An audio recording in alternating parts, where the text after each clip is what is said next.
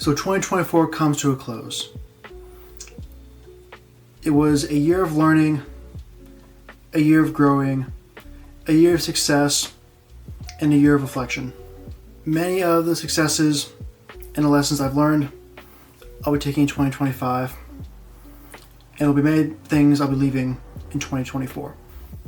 In this video, I'll be going over the 9 monumental lessons that I learned in 2024 that have helped me get to where I am now and will help me succeed in 2025.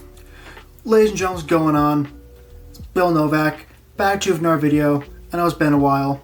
The last 4 to 6 months of 2024 was monumental for me. I've achieved so much, lots of learning, lots of doing, lots of just putting the head down and getting to work. So if you notice my absence, that's why, and I apologize. So the first lesson that 2024 has taught me is to take action. Imperfect action always beats a perfect plan. In the first part of 2024, I was doing a lot of research, a lot of planning, a lot of trying to find the perfect ways to do outreach, trying to find the perfect content to post, the perfect reel, the perfect YouTube video. And this ended up being a major hindrance. Trying to find all the small details, trying to have this perfect plan, this perfect content strategy, this perfect outreach strategy, where the best way to create the perfect strategy is to do, to execute, and to learn from whatever doesn't go right. Which unfortunately I picked up on this lesson pretty late in the 2024. However, once I started, the success just started coming. From getting eyes on my page, from getting responses, getting calls into DMs, and actually signing a few clients before year's end. And when I did sign these clients, I was ecstatic for about 5 minutes. But then I realized if I just started doing this earlier, I start executing rather than just planning, I would be so much farther ahead. So fortunately, me being at the point that I am, this is easily rectified. Going from that, it's all about taking action, all about execution and delivering. With that, I'm very lucky to have figured it out, because if I figure this out 5, 10 years down the road, I would be in a much worse position than I am right now. And that brings me on to my second point, is that failure is a luxury. And so to preface this, when I think of failure, I think of learning. I think of being able to look at your mistakes, look what you did wrong, analyze them, and use them to help you succeed, to grow from them. However, there are some instances that I did experience this year that was a very limited opportunity to be able to fail, to be able to make those mistakes and go back and redo them. Because going through the Fire Academy, I had a few close calls of not making the cut. There were a few obstacles that we had to go through that I just was not comfortable with. And luckily, I had a do-over. I had the opportunity to go back, look at what I was doing wrong, look at what I was struggling with, and be able to overcome and get through that. And fortunately for me, I was able to use this do-over, this failure, this learning experience, to go on to succeed, then to graduate the academy. But unfortunately, there are others who weren't as fortunate. They couldn't get through things, and that was the end of the road for them. So go off the luxury of failure. I also learned that pain is inevitable. Pain's a blessing. Pain is what you get for each day you take a step closer to where you aspire to be. Because if you aren't hurting, you aren't growing. If the things I wanted so badly, to learn how to be an EMS provider, to be a firefighter, to be an online coach, if these things were easy, everybody would be a firefighter, everybody would be an online coach, everybody would be an EMS provider. However, that's not the world we live in. These aspirations you have to earn.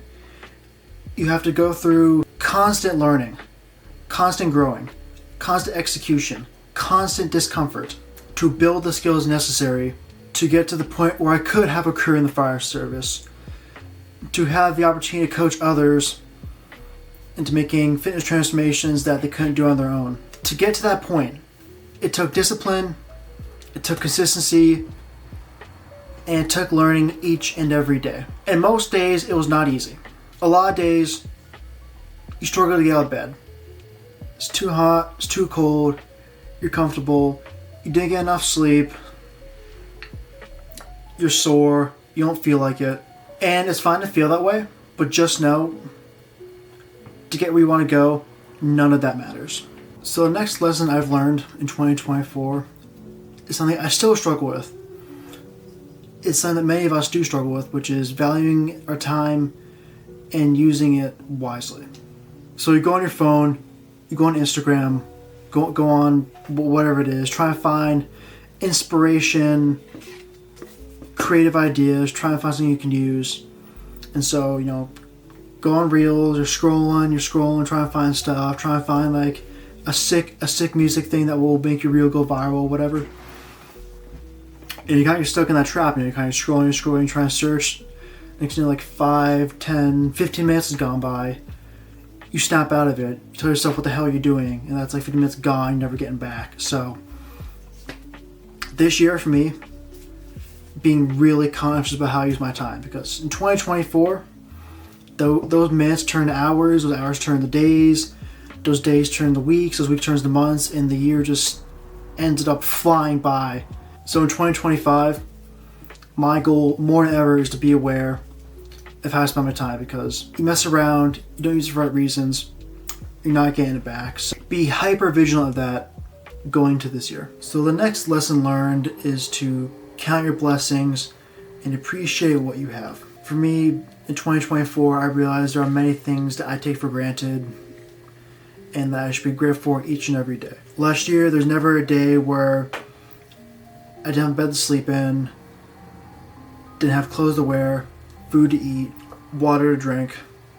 And there are so many people in the world who only have some or even none of those things. So really taking time each and every day to wake up and just realize how blessed I am to live where I live and to have what I have. And on top of that too is appreciating your loved ones, especially while they're here. For example, for me, like, start of the year, I was up in school, wasn't really home much, and I didn't really see a lot of people, and even my cat, like, I didn't see him much, and unfortunately when I got back from school, like, it was kind of like watching a just slow decline of his health and his quality of life. Eventually it's like got to the point where you're just miserable and like we had to put him down. And it's just, for me, it's like, and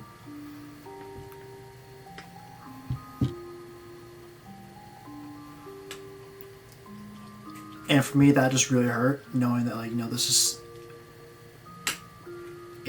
is a cat, this is someone who's been part of your family for like well over a decade. And now they're just gone, and it makes you really appreciate, like, who you have around you. It makes you appreciate your family. It makes you appreciate the people you're blessed to have in your life. And it just sucks just not appreciating them until they're gone. Yeah. So R.I.P. buddy. No watching down on me. Unfortunately, you're being left in 2024, but your memory will carry on forever. So you can look over here, got a little picture of him. Picture of the cat. Always watching. So it brings upon the next lesson is to also be aware of who's in your life. To take account and be very intentional with who you allow yourself to be around, who you allow to be around and to know you. I'm sure I'm beating a dead horse. You've heard time and time again. You become the average of the people you spend the most time around. And if you're a bunch of fucking losers who have like no great ambition for themselves, who are fond of like, staying at home, playing video games, eating dominoes, smoking weed, jerking off, like, you're gonna turn into that. I know it's a cliche, I know it's this stereotypical like person you don't want to end up being like, but looking at the people who I allowed in my life, and even you, look at like people who are in your life.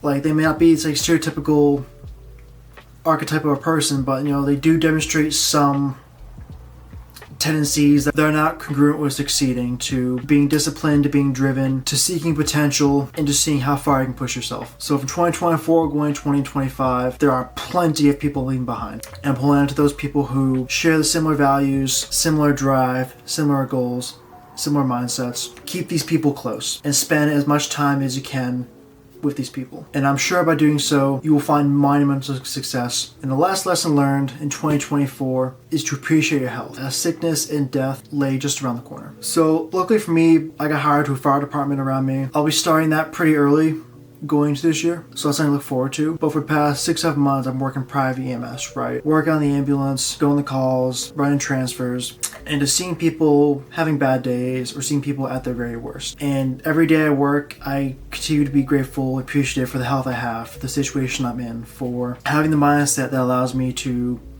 be health conscious, to push myself every single day to do the right thing, and not allow myself to slip up or to become complacent. Seeing sick people every day is truly a blessing. You get to see the end results upon years and decades of abuse and neglect of oneself, and how that all accumulates into a fat, sick, bedridden mess. And this acts as a very strong motivator to train every day, to put the right things into my body, and to truly prioritize my health. Because truthfully, health is wealth. If you're too sick to enjoy the life you built for yourself, then what's the point? And to add on to that, again, for me, I'm blessed to have the mindset I have and to be able to take gratitude for the things I see every single day. So moving on from the lessons learned to the things I achieved in 2024, I want to start with life and career. So if you're following along, a lot of 2024 was me getting the certifications and the knowledge needed to become a firefighter. It was like December 2023, I got my EMT. From January to May, was at the fire academy, took fire 1, took fire 2, and got through that. And then the following summer, I took a class for my advanced EMT, which I then got before starting classes again for the fall semester. So from last summer up until now, been working hard, working private EMS, posting a bunch of content, trying to sign clients for fitness coaching, really just like locking in for the last half of the year and trying to get shit done. So to reflect on my life goals, I achieved what I wanted to achieve.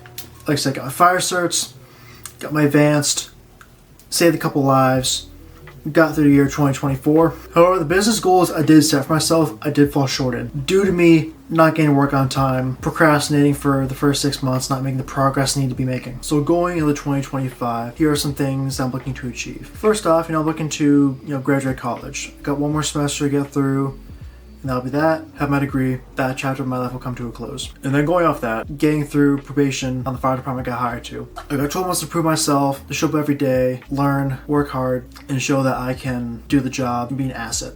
Additionally, really locking on the personal brand, really make up for the progress that missed out on last year, and just double down, really build the online presence. Get to 1,000 Instagram, about 500 here on YouTube. It's nothing that a lot of hard work and discipline can achieve. It's just showing up every day, putting myself out there, offering value to the world, and then gain that following from doing that. And then business-wise, really looking to, again, double down, get to work, really build the clientele, to really establish my business as an online coach, and to start to venture off into content creation and social media management. For me, I see online coaching as like stepping stone to really understand what it's like to run a business, to work with clients, to help them get results. And once I feel comfortable with that, I'll be transitioning over to the social media management and locking in for that. Additionally, as well as to build wealth, build a good sized investment portfolio, build a good sized savings account, really try to stack, several $1,000s this year for each respectively. Because right now I'm still living at home, I don't have a crazy amount of expenses, so now is the time to stack and save and to really build a good foundation for my future. As well too, is to really get back in the gym. And finally, I will add that extreme intensity back to my training. That intensity got me to where I am. That made me grow leaps and bounds I did over the past few years. Bringing that back to the gym, bringing that back to jiu-jitsu class, back on the mats. Really getting back in the class, really getting back in the rolling, really getting